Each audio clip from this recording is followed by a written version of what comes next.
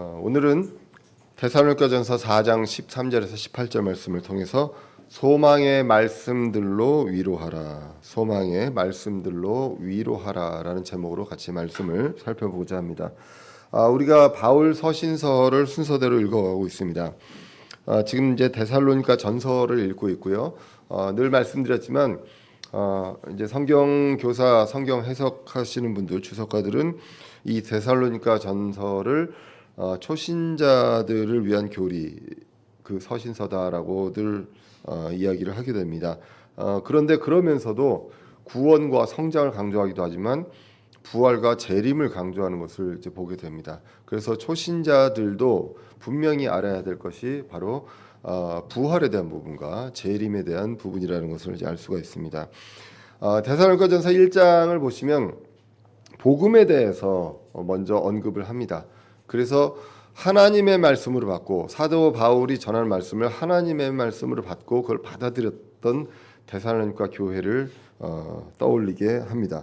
그리고 이제 2장에서는 성장에 대해서 말씀합니다. 구원받은 사람들이 이제 성장해야 합니다. 근데 이 성장을 통해서 성장 과정에서는 반드시 고난이 있다라는 것이 이제 데살로니가전서 2장에 나오는 말씀입니다. 이 과정 중에 이제 필요한 사람이 있습니다. 바로 목회자, 목양자입니다. 이들을 위해서 기도하고 이들을 세워주는 그러한 역할을 해야 합니다. 그래서 이제 3장에서 보면 사역자들이 그들의 믿음을 점검한다라고 합니다. 여러 고난과 어려움 속에서 흔들리지 않을 수 있는 그들의 믿음을 점검하고 또 그들을 위해서 기도합니다. 넘치게 기도하는 그 목양자, 목회자에 대한 역할이 나오고 있습니다. 그래서 베드로전서 5장 2절에 보면 이렇게 기록되어 있습니다. 너희 가운데 있는 하나님의 양떼를 먹이고 감독하되 억지로 하지 말고 자진해서 하며 더러운 이익을 위해 하지 말고 오직 준비된 마음으로 하며, 이 베드로전서 5장 1절에 보면 장로들에게 이야기한다고 하면서 나도 장로다라고 이야기합니다.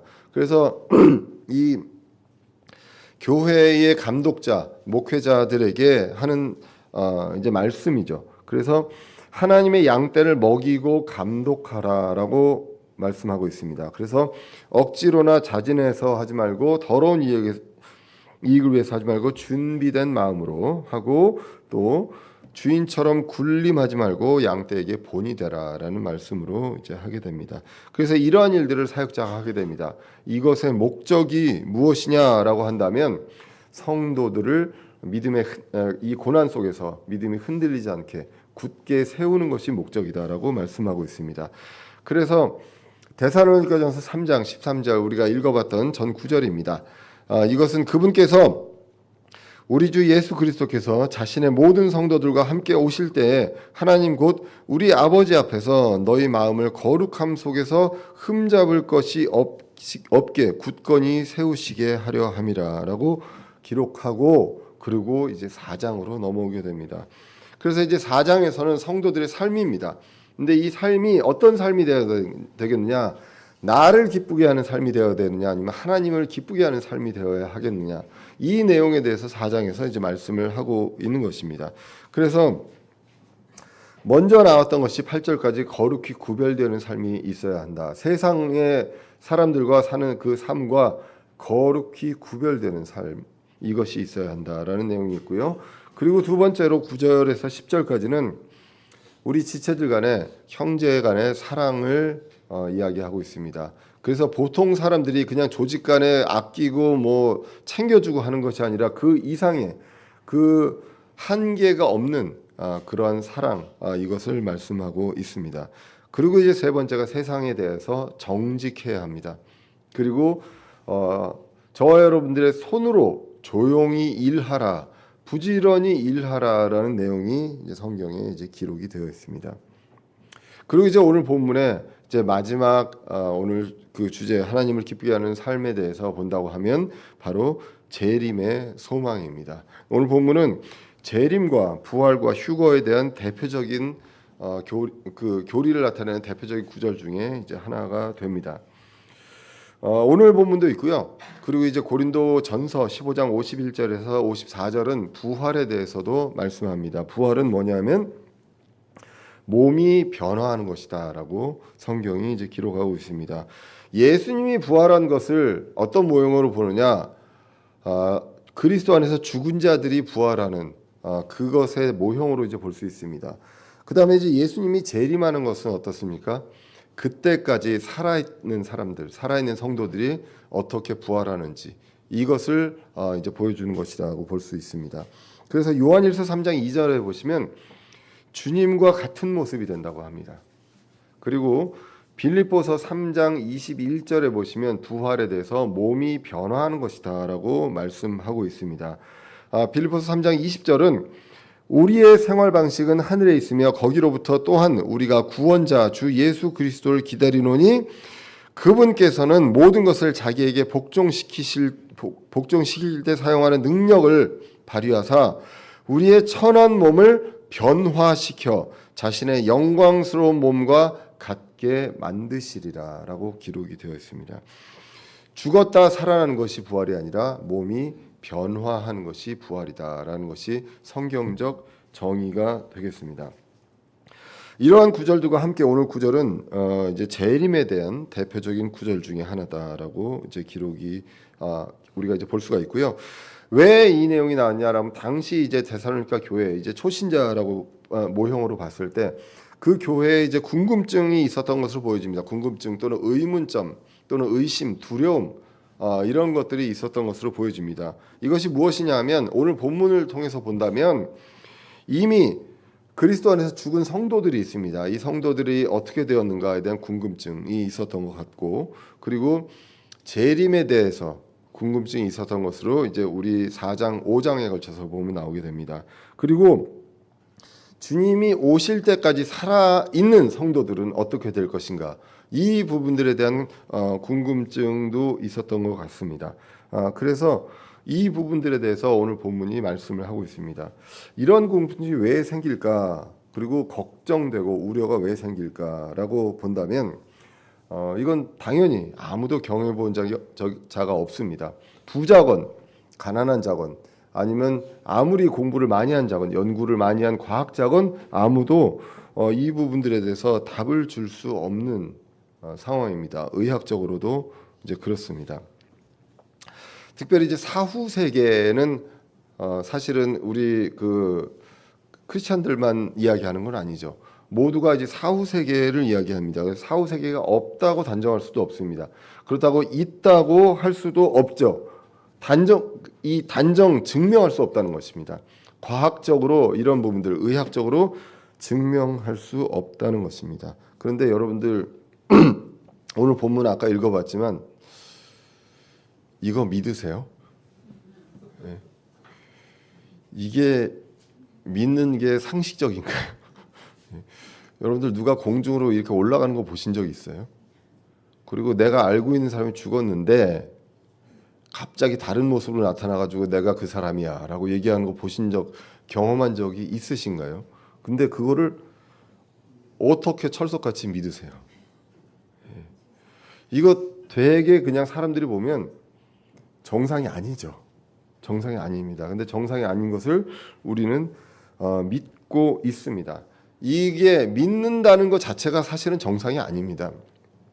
여러분들 생각을 해보시면 잠자리에 들 때 무엇을 믿고 잡니까? 내가 내일 아침에 일어날 것이라는 것을 믿고 잡니다. 그리고 내일이 올 것이라는 것을 믿습니다. 그거 어떻게 믿습니까?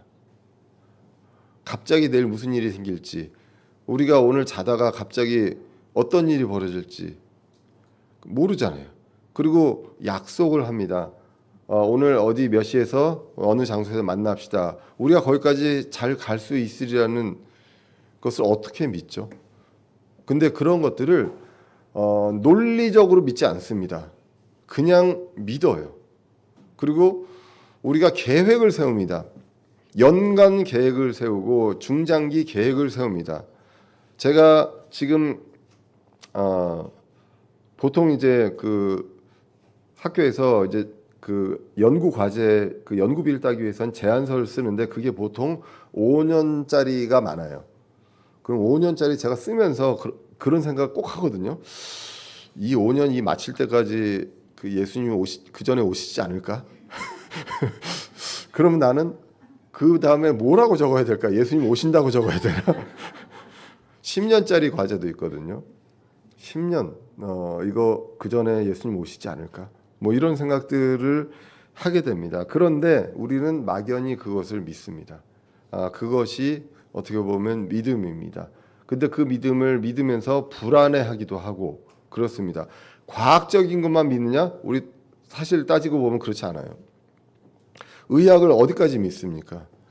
우리가 모든 병을 다 의학적으로 고칠 수 있습니까? 못해요. 그런데 우리는 어떻습니까? 의사 선생님한테 잘 부탁합니다. 그리고 살려주세요라고 얘기를 하고 하잖아요. 이 모든 것들에 대해서 우리는 논리적이지 않는 그러한 믿음이 있습니다. 근데 그 믿음이 우리에게도 있고요. 우리는 정말 보통 사람들이 믿기 어려운 믿음을 믿고 있습니다. 그런데 만약에요. 사람들한테 이야기할 때 만약에 성경이 사실이면 어떻게 할 거냐라는 거죠. 성경에서 말씀하시는 것이 사실이 아니면 상관없지만 만에 하나 진짜 0.1%라도 성경이 사실이면 어떨 거냐. 그런 생각 혹시 들지 않으세요? 혹시 지금 이 자리에서 성경을 믿지 못하고 하나님을 믿지 못하는 분이 있다 할지라도 만약에 하나님이 있다고 하면 어떻게 될 것인가? 이 부분들에서 달라지는 것은 죽고 이후가 달라지는 것입니다.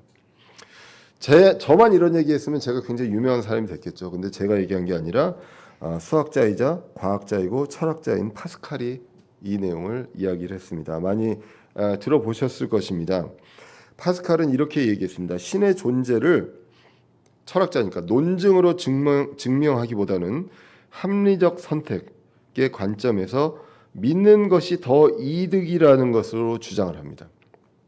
이게 어렵죠, 약간. 그래서 이거는 논리적으로, 논증, 철학적으로, 과학적으로 신이 존재한다, 존재하지 않는다 증명하기 어렵습니다. 존재한다는 것도 증명하기 어렵지만 존재하지 않는다는 것도 증명하기 어렵죠. 그런데 그렇게 증명하기보다는 우리가 기대값이라는 게 있습니다. 확률 곱하기 어떤 값이 있는데 이거 곱하면 그게 기대값이거든요. 고등학교 때 다 배우셨어요, 여러분들. 네, 다 배우셨습니다. 그게 기대값이에요. 근데 그 합리적인 선택, 그 기대값의 관점에서 어떤 것이 더 이득이냐, 이거를 선택하는 게 좋다라는 것으로 이야기한 분이 바로 파스칼이라는 분입니다. 그래서 이거를 내기라고 합니다. 그래서 이럴 수도 있고 저럴 수도 있어요. 이 두 가지가 있는데 우리가 선택을 해서 이걸 내기를 했을 때 내기란 뭐가 있잖아요. 그냥 내기하는데 뭐 하나 걸고 내기를 하지 않습니까? 이 걸려서 들어오는 것이 어떠한 결과인가, 이것이 있기 때문에 이것을 내기라고 이제 파스칼은 표현을 하게 됩니다. 그래서 불확실성이 있습니다. 미래 불확실성 속에서 기대값이, 내가 아까 말씀드렸던 그 기대값, 뭐 예를 들면 그런 한 가지 예를 들어드릴게요. 예전에 그 수학 정석에 나왔던 내용입니다. 주사위가 있어요. 주사위가 있는데요. 예를 들면 3의 배수가 있습니다. 3의 배수는 뭐가 있죠? 주사위 숫자 중에 3하고 6이 있습니다. 3의 배수. 3의 배수가 나올 때 500원을 주고요. 나머지 숫자가 나올 때 100원을 줍니다. 이러면 기대값이 얼마냐라는 것을 했을 때 지금 막 눈을 꼼벅꼼벅 하시는데 근데 자 1, 2, 4, 5 확률이 높죠. 그런데 이 확률에다가 100을 곱합니다. 그게 기대값이에요. 그 다음에 3의 배수가 나오는 확률은 적습니다. 그죠? 거기에 500을 곱합니다. 그럼 나오는 값이 있겠죠. 그런데 이 값이 100원하고 500원인데 예를 들면 100하고 1000만 원이다 라고 하면 기대값이 어떻게 될까요? 엄청난 차이가 나죠. 확률이 낮아도. 그죠? 그러면 그 기대값이 큰 쪽으로 거는 게 맞다. 그게 파스칼의 내기라는 거예요. 이제 좀 이해가 가시죠? 자, 그래서 도박 같지만 실제로 의사 결정의 이론에 가깝다는 거예요. 이게 의사 결정을 할 때 어떻게 해야 돼? 내가 뭔가를 결정할 때 어떻게 해야 되느냐? 기대값이 높은 곳으로 간다라는 게 파스칼의 이야기입니다. 자, 그래서 이 왼쪽에 있는 왼쪽에 있는 사람이 이제 파스칼이에요. 왜 옛날에는 이렇게 옆으로 이러고 그림을 그렸는지 잘 모르겠는데 보면은 항상 이제 왼쪽하고 오른쪽 중에 본인이 잘 나오는 쪽이 좀 있나 봐요. 그래서 이렇게 하는데 여기에 이제 위에 있는 거는 이제 그 파스칼이 한 내용들을 영어로 이제 캡처한 겁니다. wager for God이 있고 against가 있어요. 그래서 위에 부분은 신이 있다는 거예요. 신에다가 거는 거예요. 신이 있다는 거예요.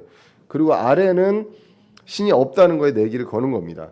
그랬을 때 God exists가 있고요. 신이 존재하는 경우와 God does not exist가 있습니다. 신이 존재하지 않는 경우가 있는데 이 팔 옆으로 하는 거 뭔지 혹시 아시죠? 죄송합니다. 제가 자꾸 무시하는 것 같아요. 그런 거 아니고요. 혹시나 모르시는 분이 있을까봐 이야기했는데 무한대입니다. 무한대.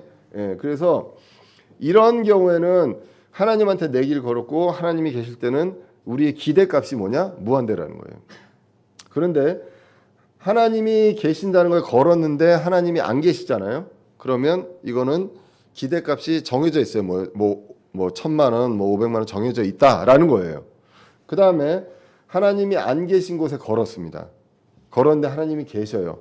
근데 무한대인데 뭡니까? 마이너스 무한대죠. 이거는 이제 성경에서 하나님이 계시는데 나는 안 계신다고 하면 어디로 갑니까? 불호수로 가잖아요. 그죠? 그것도 영원히. 이게 마이너스 무한대잖아요. 예, 그런데 하나님이 계신다고 하면 이거는 하나님이 안 계신 사람한테도 이제 하나님이 안 계시면 어떻게 되느냐? 이거는 그냥 어떤 기대값이 있는 거예요. finite이라는 거는 어떤 한정된 값이 있다라는 것입니다. 그래서 요거를 밑에 이제 번역을 해놓은 겁니다. 선택이 신을 믿는다, 믿지 않는다 했을 때 신이 존재하면요. 신이 존재하면 신을 믿는 사람과 믿지 않는 사람하고는 천지 차이가 나게 됩니다. 기대값이. 그리고 신이 존재하지 않는 경우에는 신을 믿는 사람과 믿지 않는 사람들은 거의 기대값이 비슷하다라는 거예요. 그러면 뭐에다 걸어야 되겠느냐라는 거죠. 예. 그러면 결국은 하나님이 계신다는 거에 걸고 사는 것이 낫다라는 것으로 이야기한 게 바로 이분이에요. 제가 아니라 이분이 이렇게 이야기했다라는 것입니다. 결국은 무엇입니까? 믿음입니다. 한 번도 본 적도 없고 음성을 들어본 적도 없는 분을 성경을 읽고 그것을 가지고 믿고 그 다음에 그것을 성경에 나와서 앞으로 그 일어날 일들이 기록된 그 성경을 이제 믿게 됩니다. 그래서 결국 이제 믿음이고요. 이것은 증명과 실증이 불가능한 것이고요. 이것은 논리적으로 우리가 생각해서 믿는 게 아닙니다. 믿는 것은 진화론도 믿음입니다. 창조도 믿음입니다. 어느 것이 과학적이냐? 그렇지 않아요. 이것도 다 이론에 의해서 이런 것들이 일어날 것이라는 것을 믿는 것이지 이걸 사실적으로 이렇게 할 수 없습니다. 결국 믿는 것이 이런 것이기 때문에 우리는 무엇으로 믿느냐? 믿을 만한 대상을 믿는 것입니다. 우리가 사람도 믿을 만한 대상을 믿지 저 사람은 어떤 말을 해도 내가 믿을 수 없어라는 사람이 있잖아요. 예, 그런데 어떻게 합니까? 내가 믿는 거예요. 그 사람과의 어떤 관계 속에서 일어난 일들을 보고 믿게 되죠. 과거에 나한테 거짓말을 많이 했어요. 그러면 이제 안 믿어요. 근데 그 사람은 나한테 어떤 일을 해도 지켰고 그리고 나의 약속을 반드시 지킨 사람이다라고 하면 이 사람은 이제 믿어요. 철석같이 믿지 않습니까? 그런 것처럼 우리가 성경을 봤을 때 성경이 믿을 만한가를 이제 볼 필요가 있다는 것이죠. 그렇게 했을 때 성경은 40명이 넘는 저자가 1500년에 걸쳐서 성경이 따로따로 다른 시간에 다른 장소에서 이제 기록이 되었죠. 그런데 그 안에 수많은 예언들이 이미 이루어졌습니다. 성경 안에서 이루어진 게 보여지죠. 이게 따로따로 그 서로 만나지도 못했던 다른 시대에 기록한 성경이라는 것을 알고 있어요. 그거는 사실입니다. 역사적 사실입니다. 그런데 그것들이 그 오래전에 기록되어 있던 하나님께서 이 부분들에 대해서 이렇게 될 거다라고 했던 것들이 이루어진 것들이 수백 가지가 이제 있죠. 그러면 그것을 보고 이 과거에 하나님께서 말씀하신 것은 다 지키셨구나. 특별히 예수님이 어떻게 이 세상에 오시는지, 어느 장소에 오시는지, 그리고 어떤 일을 할지 이런 것들이 구약에 다 기록이 되어 있었고, 그것이 신약에서 보면 그 하나하나 장소와 이 모든 것들까지 다 이루셨다라는 것들을 이제 보게 됩니다. 그렇기 때문에 이제 미래에 대한 부분들도 이제 신뢰할 수 있게 되는 것입니다. 그래서 신뢰할 만한 분이다라는 것으로 이제 faithful 이렇게 이제 말씀을 드리게 되죠. 믿음에 대해서 정의는 성경에 이렇게 나와 있습니다. 이제 믿음은 바라는 것들의 실체요 보이지 않는 것들의 증거입니다. 믿음은 보고 나서 믿는 것이 아니라 바라는 것들을 실제로 있다고 보는 것이고 보이지 않지만 이것이 증거인 것. 이것이 바로 이제 믿음입니다. 저 여러분들 삶이 행복하기만 하지 않잖아요. 육체적으로 너무 힘듭니다. 그런데 이제 우리가 마음으로, 혼으로, 영으로 이제 행복을 감사를 느끼며 살고 있지만 실제로 몸은 너무 힘들죠. 이 삶이 굉장히 힘듭니다. 건강도 그렇고 경제적으로도 그렇고 이때 무엇이 위로가 됩니까? 그 어려움이 겪었을 때 누가 와가지고 내가 어려움을 겪고 있는데 너는 이래서 네가 이렇게 했기 때문에 지금 이 상황이 온 거야라고 하면 위로가 되시죠. 그게 아니라 잘 될 거야. 걱정하지 마, 잘 될 거야. 라고 했을 때 그게 위로가 돼. 사람이 잘 될 거야라고 해도 위로가 됩니다. 하나님의 위로는 이것에 비교할 수도 없죠. 근데 그것을 이제 믿게 됩니다. 위로가 되는 경우는 그 확실한 믿음이 있을 때 그것이 이제 위로가 되는 것입니다. 이것이 없으면 어떻게 되느냐? 절망, 슬픔이 있을 수밖에 없다는 것이죠. 제가 몇 번 말씀드렸는데 이 절망이라는 거를 아주 어렸을 때, 철없을 때 느꼈던 절망이 뭔가를 처음 느꼈던 게 언제였냐면 군대 갔을 때라고 이제 말씀을 드렸습니다. 군대 갔을 때 장교로 이제 갈 때 3개월을 훈련을 받거든요. 3개월 훈련 받는데 첫날 이제 그 훈련 받는 시작 날 3월 초에 이제 자다가 깨워가지고 팬티바람으로 겨울에 나가가지고 1시간 정도 있다 들어오는데 너무 공포였어요. 그러고 나서 다음날 교회를 갔는데 하염없이 눈물이 나오며 야 도대체 언제까지 이 3개월은 도저히 이게 상상이 안 가는 거예요. 뭐 다음 주다 그러면 아이고 다음 주니까라고 하겠는데 3개월이라고 했을 때 이게 완전 절망적인 거예요. 이게 그날이 올까 싶은 어떻게 이러고 매일 이러고 살지? 라는 생각을 했었던 그런 절망을 처음 이제 느껴봤었습니다. 결국은 우리가 미래에 대해서 뭔가 하나님께서 주시는 것들에 대한 확신과 믿음이 있으면 그것을 소망을 갖고 살아갈 수 있는데 그것이 불확실하다면 우리는 지금의 현실에서 절망할 수밖에 없잖아요. 그래서 이제 그 부분들을 이렇게 오늘 성경이 말씀합니다. 데살로니가전서 4장 13절에 그러나 형제들아 잠자는 자들에 관하여 너희가 모르기를 내가 원치 아니하노니 이것은 너희가 아무 소망 없는 다른 사람들 같이 슬퍼하지 아니하게 하려 함이라라고 기록이 되어 있습니다. 가장 슬픈 게 있다면 사랑하는 사람이 곁을 떠나는 것이 있겠습니다. 그리고 그것이 잠시 떠나는 것이 아니라 우리가 삶과 죽음을 통해서 완전히 이제 떠나게 되는 그러한 상황이 어떻게 보면 가장 슬픈 상황입니다. 그래서 잠자는 자들에 관하여 너희가 모르기를 원치 않는다. 이게 이 잠자는 자들에 대해서 불신자들처럼 하면 어떻게 되느냐라고 하면 그 밑에 나와 있죠. 너희가 아무 소망 없는 다른 사람들 같이 슬퍼하지 아니하게 하려 함이라라고 이제 기록이 되어 있습니다. 불신자들은 소망 없이 슬퍼하게 됩니다. 소망이 없기 때문에 이제는 헤어지면 다시 만날 수 없다는 그러한 절망이 있습니다. 그렇기 때문에 슬퍼할 수밖에 없습니다. 그럼 우리는 슬퍼하지 않습니까? 그렇지는 않죠. 잠시 헤어지는 부분들에 대해서 슬퍼하지만 그래도 다시 만나는 것에 대한 어떤 소망과 확신이 있습니다. 그렇기 때문에 우리 믿는 사람들이 슬퍼하는 것과 믿지 않는 사람들이 슬퍼하는 것이 다르다라는 것이죠. 성경은 이것을 말씀하고 있습니다. 잠자는 자들에게 있어서 어떠냐? 그래서 슬퍼하지 않으려면, 소망이 없는 사람처럼 슬퍼하지 않으려면 재림과 부활에 대해서 제대로 알아야 한다라는 것입니다. 근데 소망이 없는 사람들은 어떤 사람들입니까? 다른 사람들이고요.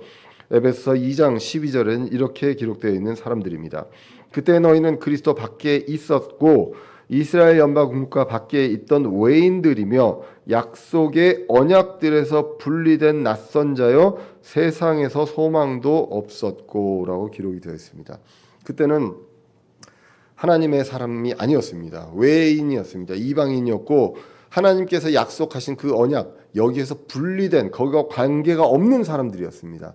그렇기 때문에 이들은 죽으면 절망입니다. 다시는 만날 수가 없는 그러한 것이었습니다. 요한복음 11장 25절도요. 나사로의 무덤 앞에서 이제 마리아와 마르다가 슬피 울게 됩니다. 그때 이제 그 예수님께서 이제 부활에 대해서 이제 말씀하게 되고 성도의 부활에 대해서 이제 말씀을 하게 됩니다. 예수님도 부활하실 거고 성도들의 부활에 대해서 말씀하시는 그러한 구절이 나옵니다. 요한복음 11장 25절에서 26절에 보면 예수님께서 그녀에게 이르시되 나는 부활이요 생명이니 나를 믿는 자는 죽어도 살겠고 누구든지 살아서 나를 믿는 자는 결코 죽지 아니하리라. 이것을 내가 믿느냐라고 말씀합니다. 이것을 믿느냐? 믿으면 소망 없이 슬퍼하는 그런 사람들과 다르게 된다라고 이제 성경이 이제 말씀하는 것입니다. 그래서 오늘 본문으로 다시 돌아와서도 보시면 주목할 것이 죽는 것을 잠잔다라고 하거든요. 네, 잔다고 합니다. 잔다는 것은 자면 일어난다는 얘기잖아요. 깨어난다는 것을 의미합니다. 오늘 본문에서 이제 나사로가 죽었을 때도 나사로가 죽었다고 하니까 요한복음 11장 11절에서 예수님께서는 아니야 잠잔다라고 기록을 합니다.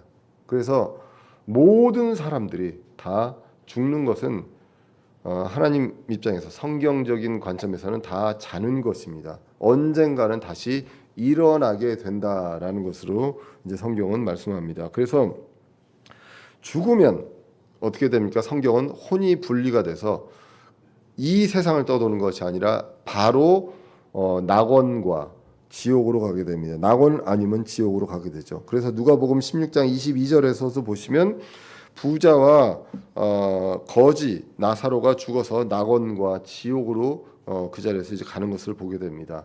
예수님께서도 십자가에 달리셨을 때 이 강도에게 이렇게 말씀하시죠. 누가복음입니다. 제가 오타입니다. 누가복음 23장 43절에 예수님께서 그에게 이르시되 진실로 내가 내게 이르노니 오늘 내가 나와 함께 낙원에 있으리라 하시니라. 언제요? 오늘입니다. 예. 뭐 한동안 떠돌다가 가는 것이 아니라 오늘 낙원 아니면 지옥에 있는데 그런데 이 강도는 회개하고 주님께 이제 고백했습니다. 그래서 이 강도는 낙원으로 가게 될 것이다. 오늘 죽을 건데 오늘 죽고 바로 낙원에 있을 거야라고 이제 말씀하게 됩니다. 그래서 우리는 죽는 순간 우리의 혼은 낙원 그리고 이제는 셋째 하늘이라고 하죠. 셋째 하늘에 있거나 아니면 예수님을 믿지 않는 사람들은 이제 지옥으로 이제 가게 되는 것이 성경에 나와 있는 이제 말씀입니다. 그래서 잠잔다는 것은 언젠가는 반드시 깨어난다는 얘기입니다. 근데 언제 깨어나느냐? 이 부분들에 대해서 성경은 이제 기록을 하고 있습니다. 모든 사람이 반드시 다 부활합니다. 성도들만 부활하는 것이 아니라 모든 사람들이 다 부활하는데 그런데 이 신자들은 어떻게 언제 하느냐라고 했을 때 요한계시록 20장 6절에 나옵니다. 첫째 부활에 참여하는 자는 복이 있고 거룩하도다. 둘째 사망이 그들을 다스릴 권능을 갖지 못하고 도리어 그들이 하나님과 그리스도의 제사장이 되어 1000년 동안 그분과 함께 통치하리라라고 이제 기록이 되어 있습니다. 그래서 천년왕국 이전에 그리고 이 믿는 은혜 시대에 믿었던 이 모든 성도들은 예수님 공중 재림 때 우리는 다 이제 일어나게 됩니다. 그리고 환란기 때도 있고 이제 그 많은 분들이 있는 것은 이제 그 천년왕국 이전에 이제 모든 부활하는 사람들을 다 이제 첫째 부활에 참여하는 자다라고 이제 그 해석을 하게 됩니다. 그런 경우는 이제 둘째 사망이 그들을 다스릴 권능을 갖지 못하고 도리어 그들이 하나님과 그리스도의 제사장이 되어서 천년 동안 그분과 함께 통치하리라라고 이제 성경이 기록되어 있습니다. 그래서 그 이후에는 더 이상의 고통과 슬픔과 아픔이 없다라고 성경이 기록되어 있습니다. 그리고 불신자는 어떻습니까? 천년 왕국 이후에 이제 부활을 하게 됩니다. 요한계시록 20장 13절 14절에 보면 바다가 자기 속에 있던 죽은 자들을 내주고 또 사망과 지옥도 자기 속에 있던 죽은 자들을 넘겨주매. 자, 그래서 믿지 않고 죽은 자들의 혼이 지금 지옥에 가 있죠. 그 지옥에 가 있는 그 자들이 이제 천년 이후에 이제 그 부활을 하게 됩니다. 그래서 그들이 각각 자기 행위들에 따라 심판을 받았고 사망과 지옥도 불호수에 던져졌더라. 이것은 둘째 사망이다라고 이제 성경이 이제 기록을 하고 있습니다. 그래서 확연하게 분리가 되는데 모두가 다 자는 것이다라고 성경은 기록을 하고 있습니다. 그래서 이에 대해서 말씀을 통해서 제대로 알 때 그리고 믿을 때 위로가 됩니다. 우리 믿는 사람들은 죽으면 어떻게 되느냐? 그리고 내가 사랑하는 사람 믿고 그리스도 안에서 잠자는 자들이 어떻게 되느냐? 그리고 어느 시점에 어떻게 되느냐? 이 부분들을 정확하게 알 때 그때 우리는 소망 없이 슬퍼하는 자처럼 그렇게 슬퍼하지 않는다라고 성경이 이제 말씀하고 있는 것입니다. 그래서 오늘 본문으로 다시 돌아와서 4장 14절에 보시면 쭉 이제 말씀을 이어갑니다. 이것에 대해서 제대로 잘 알아야 한다라고 13절에 나오고 14절에 우리가 예수님께서 죽으셨다가 다시 일어나셨음을 믿을진데 그와 같이 예수님 안에서 잠자는 자들도 하나님께서 그분과 함께 데려오시리라라고 기록이 되어 있습니다. 예수님께서 부활하셨다라는 것을 믿는다는 것은 예수님만 부활하셨다는 것을 믿는 것이 아니라 저와 여러분들도 부활할 것이다라는 것을 이제 믿는 것입니다. 그래서 하나님께서 그리스도와 함께 잠자는 자들을 데려오신다라고 이제 성경이 기록이 되어 있습니다. 고린도전서 15장 12절 13절에 보시면 이렇게 이제 말씀합니다. 이제 그리스도께서 죽은 자들로부터 일어나셨다고 선포하였거늘 너희 가운데 어떤 자들은 어찌 죽은 자들의 부활이 없다고 말하느냐. 자, 이 12절에 보시면 그리스도께서 죽은 자들로부터 일어나셨다고 선포했습니다. 예수님의 부활을 선포했습니다. 그런데 책망하는 걸 뭘 책망합니까? 왜 죽은 자들이 부활하지 않느냐라는 것이죠. 그러니까 지금 그리스도의 부활을 얘기를 했습니다. 근데 그리스도의 부활을 왜 믿지 않느냐라는 얘기를 하는 게 아니라 그리스도의 부활을 내가 얘기했지. 그런데 왜 죽은 사람들이 부활하지 않는다고 얘기하느냐라는 것이죠. 그러니까 이 얘기는 뭐냐면 이게 다 동일시되는 같은 이야기다라는 것입니다. 예수님께서 부활하시면 난 말씀은 저와 여러분들이 예수님처럼 부활한다라는 것을 말하는 것입니다. 그래서 만일 죽은 자들의 부활이 없으면 그리스도께서 일어나지 아니하셨으리라라고 기록이 되었습니다.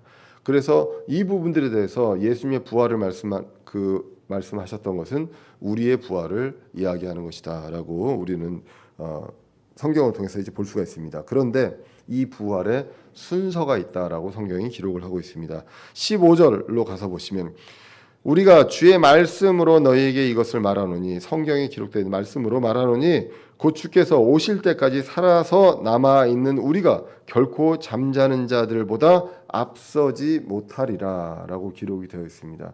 지금 우리를 떠난 사랑하는 자들이 있습니다. 근데 이 자들 중에 그리스도 안에서 잠자는 자들이 우리보다 먼저 이제 그 부활하게 된다라는 것, 몸의 변화가 있게 된다라는 것을 이제 성경을 통해서 이제 보게 됩니다. 부활은 몸의 변화를 말씀하고 있습니다. 고린도전서 15장 51절에 보시면 보라 내가 너희에게 한 가지 신비를 보이노니 우리가 다 잠자지 아니하고 마지막 나팔 소리가 날 때 눈 깜짝할 사이에 순식간에 다 변화되리라. 나팔 소리가 나매 죽은 자들이 썩지 아니할 것으로 일어나고 우리가 변화되리니 라고 나오죠. 여기도 순서가 죽은 자들이 썩지 아니할 것으로 일어나고 우리가 변화되리니 이 썩을 것이 반드시 썩지 아니함을 입고 이 죽을 것이 반드시 죽지 아니함을 입으리로다라고 성경이 이제 기록이 되어 있습니다. 그래서 이 부활 몸의 변화에 대한 부분들을 기록하는데 그리스도 안에서 잠자는 자들이 먼저 이제 부활을 하게 된다라는 이 순서를 성경은 분명하게 이제 말씀을 하고 있습니다. 그리고 부활뿐만 아니라 그 이후에 어떤 일이 일어나냐? 다 주님을 만나게 됩니다. 주님을 만나게 되는 이 상황이 이제 16절에 이렇게 기록이 되어 있는 것입니다. 그때 상황을 보면 호령이 있고요. 천사장의 음성이 있습니다. 그리고 나팔 소리가 있습니다. 데살로니가전서 4장 16절입니다.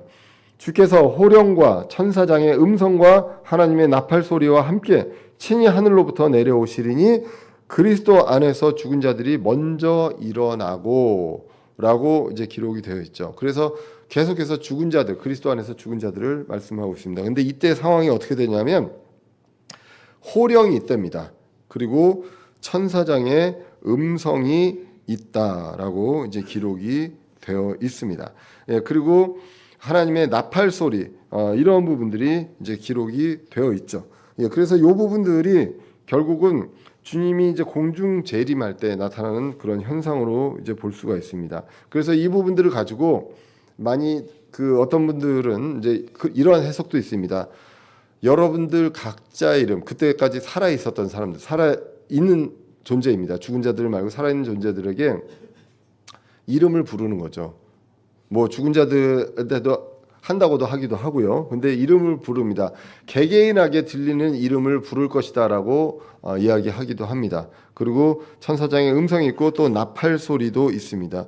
이 예가 이제 요한계시록에 보면 사도 요한에게 이제 보여줬던 그 예시를 이제 볼 수가 있습니다. 요한계시록 4장 1절 환상이지만 이 일 뒤에 내가 바라보니 보라 하늘에 한 문이 열려 있더라. 내가 들은 첫째 음성 곧 나팔 소리같이 내게 이야기하던 음성이 이르되 이리로 올라오라라는 이 호령이 있을 것이다. 이후에 반드시 일어날 것들을 내가 내게 보이리라 하리라라고 이제 기록이 되어 있습니다. 그래서 죽은 성도들이 이제 부활을 하게 됩니다. 죽은 자들이 먼저 일어나고 그리고 호령과 천사장의 음성과 나팔 소리가 있을 때 죽은 자들이 일어나고 산 자들도 이제 부활을 하게 되죠.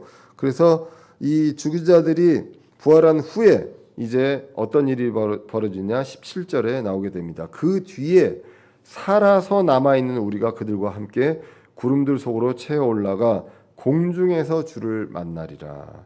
그리하여 우리가 항상 주와 함께 있으리라라고 이제 기록이 되어 있습니다.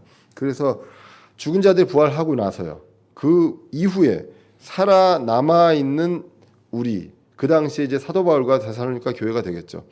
그때도 그럴 것이라는 소망과 믿음을 갖고 있었던 거예요. 예수님 다시 금방 오실 줄 알고 이제 그렇게 믿고 있습니다. 그래서 살아남아 있는 우리가 그들과 함께 구름들 속으로 채어 올라갑니다. 공중으로 올라가는 거예요. 그래서 공중에서 주를 만납니다.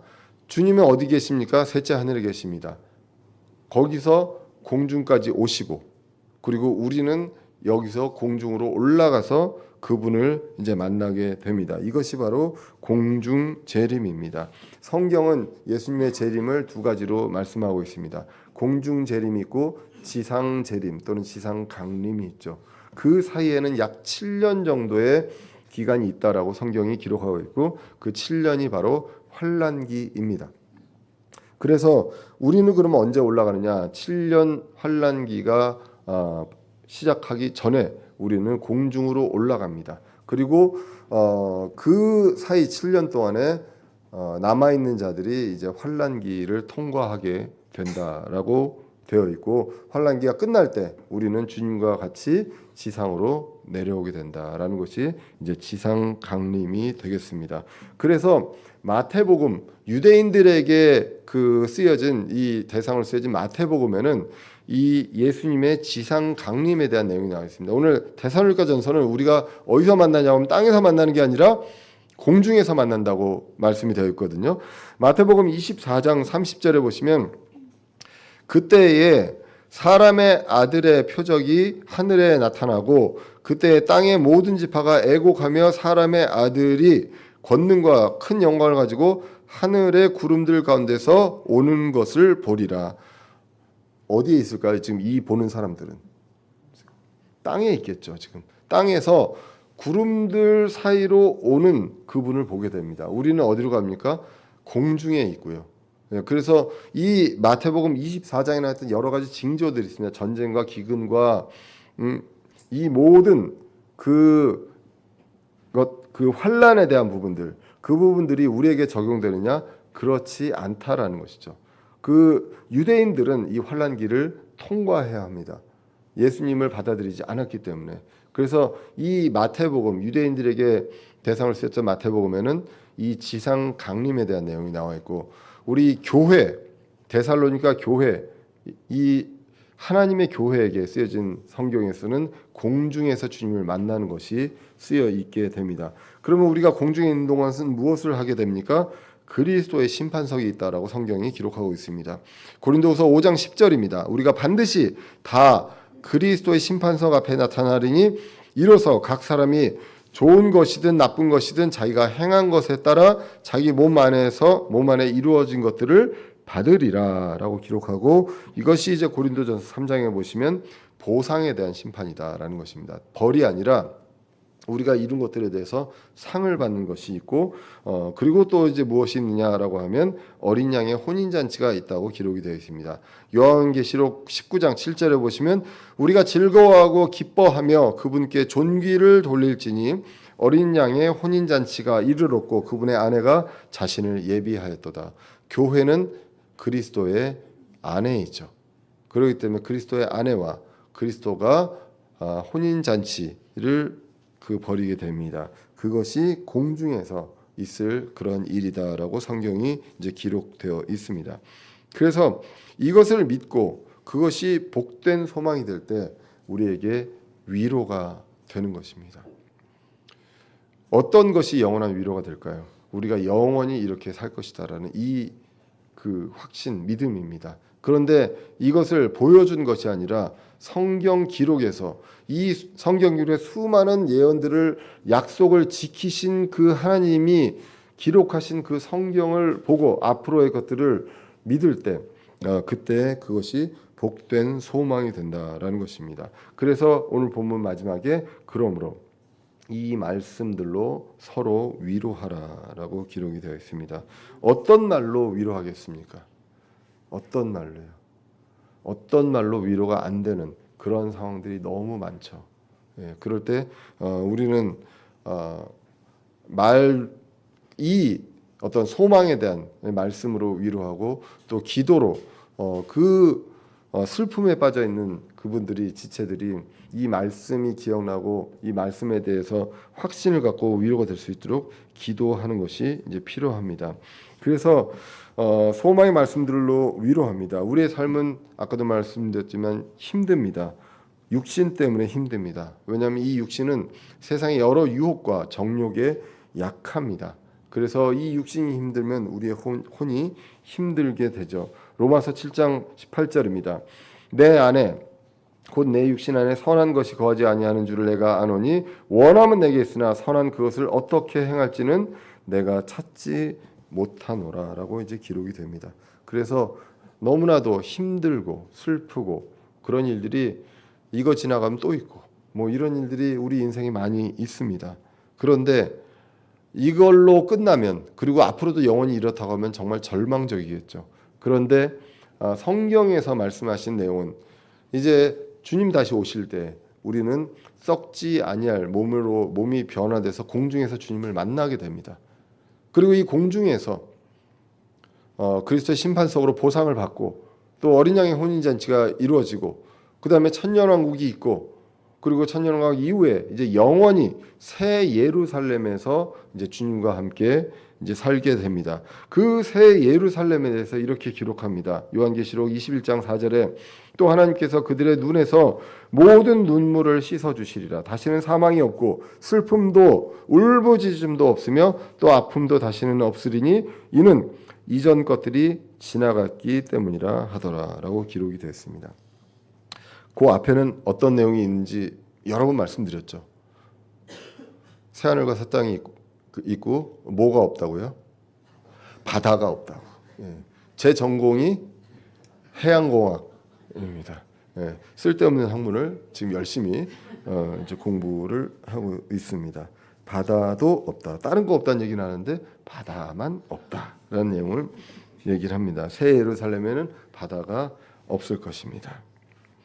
그리고 슬픔도 아픔도 이 모든 것들이 다 없다라는 것입니다. 지금 우리가 아파하는 것들, 슬퍼하는 이 모든 그 요인들, 우리를 힘들게 하는 것들이 이제는 영원히 없는 그러한 세상이 주님께서 약속하셨다라고 우리가 볼 수가 있습니다. 그래서 이 짧은 이 인생, 강건하면 70이고 80인 이 인생에서 이 짧은 인생에서 힘들지만 우리는 그거보다 비교할 수 없는 그 영원한 그 무한의 시간 속에서 우리는 이런 거 없이 주님과 함께 지낼 수 있다.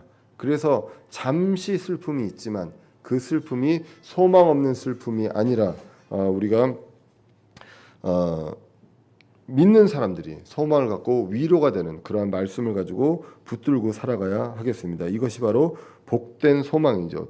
디도서 2장 13절에 저 복된 소망과 위대하신 하나님 곧 우리의 구원자 예수 그리스도의 영광스러운 나타나심을 기다리게 하셨느니라라고 기록이 되어 있습니다. 세상을 보는 것만이 아니라요. 위를 봐야 합니다. 그리고 소망을 가지고 나만 있는 것이 아니라 서로 위로하는 것이 이제 필요합니다. 소망의 말씀들로 그리고 사도 바울이 했던 것처럼 넘치게 기도함으로 우리가 지체들 같이 이 힘든 세상에서 위로하고요. 그리고 주님 다시 오시는 날 함께 기다릴 수 있기를 기원합니다. 우리가 함께 모여서 이것들을 이야기하고 교제하면서 힘을 얻고 주님 다시 오시는 날을 기다리는 것이 중요합니다. 그래서 이 부분들을 함께 기억하시길 원하고요. 그리고 이 주님 안에 있는 그 존재가 아니라면 우리는 이 성경에 대한 부분들을 우리 여기에 계시는 분들 중에 그런 분들이 있다고 하면 성경을 다시 한번 보시고 이제 구원 받는 것이 중요합니다. 말씀을 읽고 예수 그리스도를 우리의 주님으로 받아들이는 이 과정을 통해서 이 모든 것들이 우리에게 복된 소망으로 이루어지는 것을 믿습니다. 이 모든 것들 주님과 함께 우리가 기다리고 서로 세워주는 저 여러분들 되시기를 간절히 기원합니다. 기도하겠습니다. 살아계신 하나님 아버지, 오늘도 부족한 사람의 입술로 주님의 말씀 같이 나누게 해주심을 감사합니다. 주님, 저희들에게 어떻게 살아야 하는지 엄격한 규율과 훈계만 주신 것이 아니라 저희들에게 소망을 주셔서 이 소망을 가지고 저희가 서로 위로하며 살아갈 수 있게 해주심을 감사합니다. 주님 다시 오시는 날을 저희들 고대합니다. 그 다시 오시는 날 저희들 그 썩지 않는 몸을 입고 변화된 몸으로 공중에서 주님과 만나고 항상 주님과 함께할 것이라는 것을 소망하고 그것을 확신하며 위로가 되는 그러한 삶을 살아갈 수 있도록 인도하여 주시옵소서. 저희들 한 사람 한 사람 여러 가지 다양한 문제로 이 삶이 너무 힘듭니다. 주님께서 불쌍히 여겨주시고 이 말씀으로 소망의 말씀으로 저희가 힘을 얻고 또 주변의 사람들을 위로할 수 있는 저희들 될 수 있도록 인도하여 주시옵소서. 감사드리며 예수 그리스도의 이름으로 기도드렸습니다. 아멘. 찬송가 1032장 찬송 드리고 예배를 마치겠습니다.